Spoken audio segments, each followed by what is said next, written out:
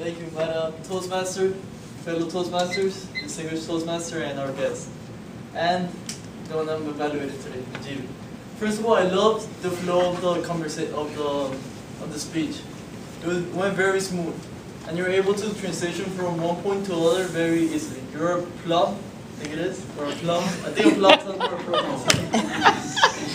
Very good. E for effort. Now, during the evaluation, you give me a paper to look at certain things. I noticed that when you're looking, when you don't know what to, when you don't know what to say and you're thinking about it, you start looking down. And instead of that, I think you should just look at me. Alright?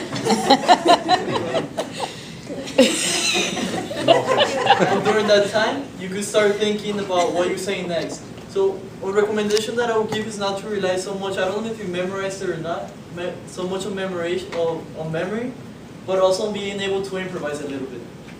Because if I plan every single word, like if I memorize word by word, if I mess up or something, I'm going to be trying to be looking down and trying to think of the letters. So what I do sometimes is just improvise a little bit. Another thing you mentioned was about saying S instead of S. You said S stage. That was the only thing I've noticed, instead of saying stage.